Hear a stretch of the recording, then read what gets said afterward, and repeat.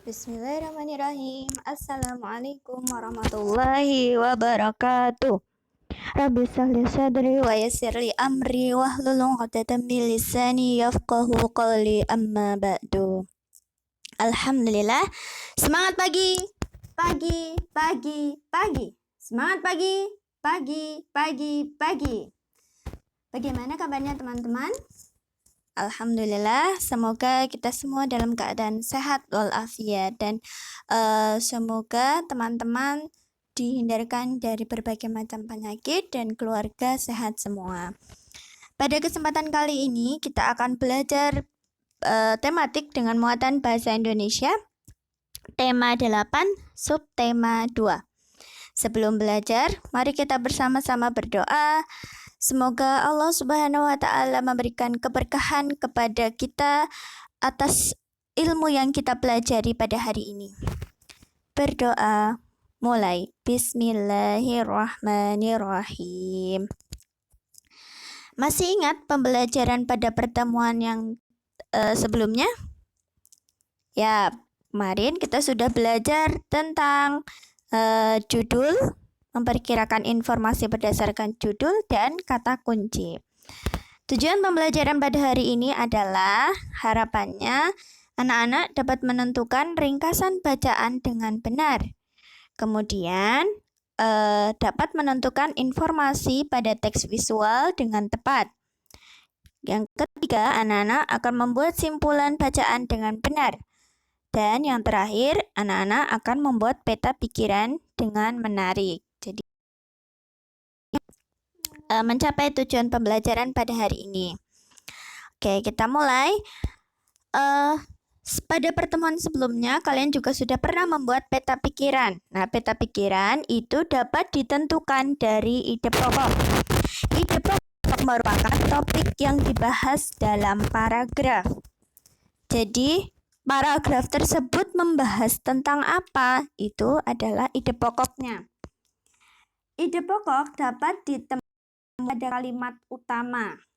Jadi, ketika teman-teman diminta mencari ide pokok, carilah kalimat utamanya. Kalimat utama ini memuat ide pokok. Sehingga kalimat utama itu sama dengan ide pokok. Jadi, jangan bingung ya teman-teman ya. Biasanya kalimat utama itu bisa terletak di awal paragraf, akhir paragraf, awal dan akhir paragraf. Kadang-kadang ada yang terletak di tengah, tapi jarang ya. Kalimat utama terletak di awal itu disebut dengan paragraf deduktif, depan.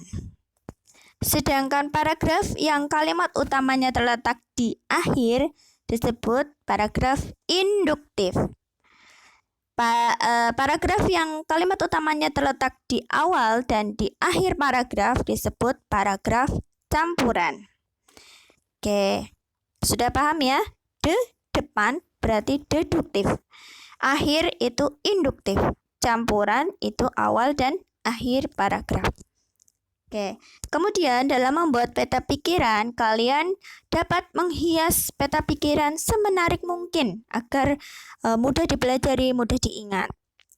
Nah, setelah kalian menentukan ide pokok dan kalimat utama, kalian bisa membuat ringkasan dari ide pokok itu. Nah, cara membuat ringkasan yang pertama adalah baca seluruh teksnya. Kemudian yang kedua, tentukan ide pokok dari setiap paragraf. Jadi, sebelum membuat ringkasan, tentukan dulu ide pokok dari setiap paragraf. Kemudian, susun ide pokok menjadi kalimat. Jadi, dari ide pokok yang kalian temukan di setiap paragraf, dirangkai menjadi kalimat. Boleh ditambahkan dari kalimat penjelas. Ini contohnya di LKS tema 8 halaman 39. Oke. Dampak banjir terhadap perekonomian masyarakat. Kalian boleh melihat di LKS ya. Banjir membawa berbagai dampak bagi manusia dan lingkungan. Oke, dan seterusnya kita tentukan kalimat utama dan ide pokoknya. Ingat, cara menentukan kalimat utama Lihat apakah di akhir paragraf ada kata simpulan. Kalau tidak ada, berarti kalian langsung melihat di kalimat yang pertama. Lihat di kalimat yang pertama, kedua, dan seterusnya. Apakah ada repetisi atau pengulangan? Ya. Oke, paragraf yang pertama, kalimat utamanya adalah banjir membawa berbagai dampak bagi manusia dan lingkungan. Karena di situ ada pengulangan ya, pengulangan kata banjir, dampak banjir. Nih ya. Yang kedua, paragraf yang kedua, di situ tidak ada kalimat simpulan ya, kata simpulan. Berarti langsung kita cari di kalimat yang pertama, kedua, dan seterusnya. Di situ ada pengulangan kata kegiatan jual beli. Berarti kalimat utamanya ada di awal paragraf. Dampak perekonomian yang paling dirasakan ketika banjir adalah lumpuhnya kegiatan jual beli.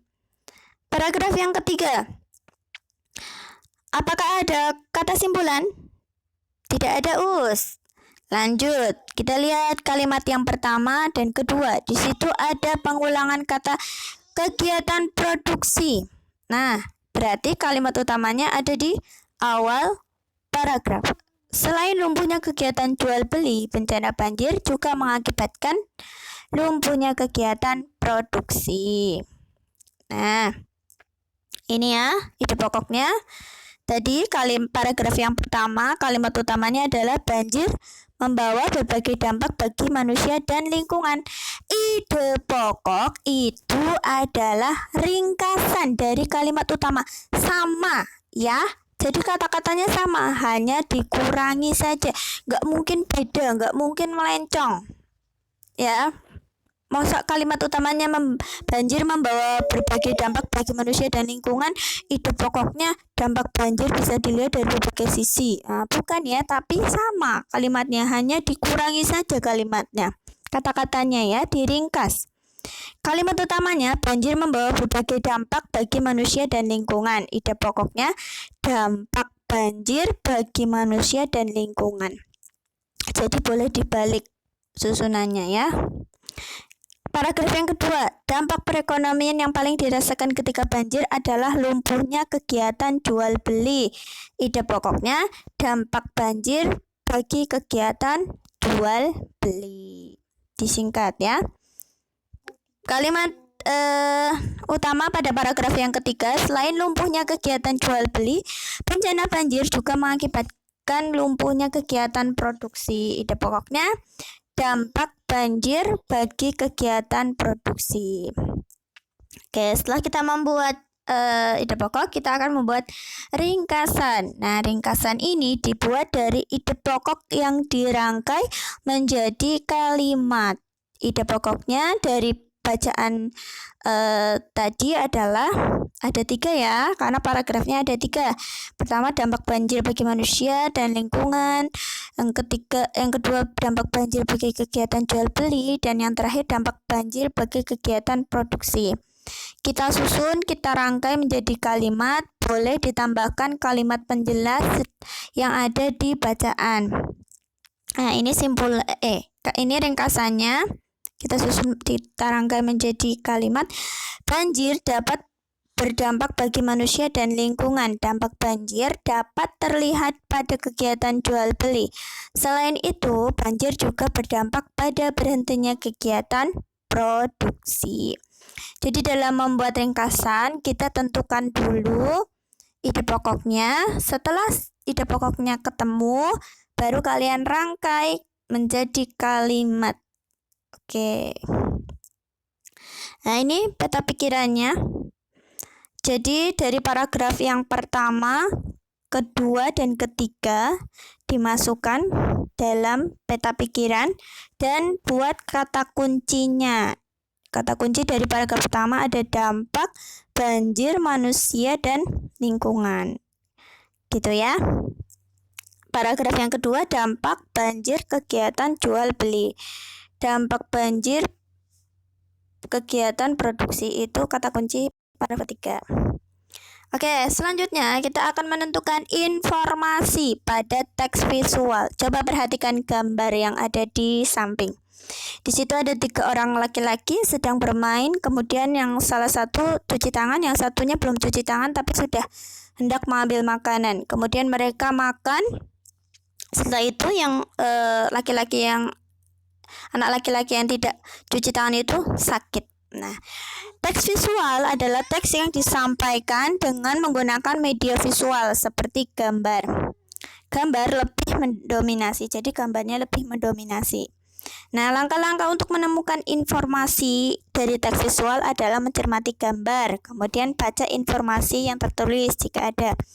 Yang selanjutnya, catat informasi yang ditemukan dengan kalimatmu sendiri. Oke, ini ya gambar yang tadi. Informasi yang dapat kita peroleh dari teks visual tersebut adalah kita harus mencuci tangan terlebih dahulu sebelum makan. Jika kita tidak mencuci tangan sebelum makan, kita akan sakit ya, seperti gambar nomor 4. Setelah bermain, kita harus mencuci tangan. Itu informasi teks visual yang bisa kita peroleh. Ada contoh lagi, perhatikan gambar. Informasi yang dapat kita peroleh dari teks visual tersebut adalah cara menjaga kebersihan lingkungan masyarakat, yaitu dengan kerja bakti membersihkan lingkungan, menyapu lingkungan sekitar, membuang sampah di tempat sampah. Yang kedua, manfaat menjaga kebersihan lingkungan masyarakat. Nah, dengan di seberang sana ada jalan dan rumah yang bersih, berarti lingkungan masyarakat menjadi bersih dan indah dan rapi, masyarakat terhindar dari penyakit. Oke, membuat simpulan bacaan. Membuat simpulan bacaan hampir sama dengan membuat ringkasan bacaan. Ya, langkah-langkahnya: baca paragraf dengan cermat, kemudian tentukan ide pokok setiap paragraf. Selanjutnya dari ide pokok itu dirangkai dan dibuat simpulan bacaan berdasarkan ide pokok yang telah ditentukan. Nah, biasanya simpulan dapat ditandai dengan kata penghubung antar kalimat. Dengan demikian, oleh karena itu, nah itu ya. Ini dia contohnya. Kita tentukan ide pokoknya. Ini ada di LKS tema 8 halaman 55. Oke, kalimat utamanya teknologi pertanian terus berkembang dari waktu ke waktu. Ide pokoknya teknologi pertanian terus berkembang. Kata kuncinya teknologi pertanian berkembang. Paragraf yang kedua, Cina jauh lebih inovatif di sektor pertanian jika dibandingkan dengan negara lain. Cina lebih inovatif di sektor pertanian dibanding negara lain. Paragraf yang ketiga, selain Cina, Thailand dinilai sukses di sektor pertanian. Itu ya, dan seterusnya. Kesimpulannya sama seperti membuat ringkasan, ide pokoknya dirangkai menjadi kalimat dan boleh ditambahkan dengan kalimat penjelas. Ini kok itu jadi 2 paragraf? Iya, karena supaya tidak terlalu panjang. Oke, selanjutnya kalian nanti akan membuat peta pikiran, boleh dibuat seperti ini. Ini peta pikiran dari teks tadi ya. Nah, ini simpulannya di bawah. Oke. Selanjutnya tugasnya adalah pertama, buat peta pikiran yang ada di LKS tema 8 halaman 65 dengan judul dampak membakar sampah plastik. Buat dengan menarik dan berhiasan. Isinya yang pertama ide pokok, yang kedua kata kunci, yang ketiga simpulan. Setelah kalian membuat peta pikiran, kalian melaporkan kepada Uswinda dan minta link Google Form. Oke, seperti ini ya peta pikirannya. Jadi buat ide pokok dan kata kunci serta simpulan. Oke, terima kasih dari Ustadzah. Alhamdulillahirrabbilalamin. Mohon maaf apabila ada kekurangan atau salah kata. Wassalamualaikum warahmatullahi wabarakatuh.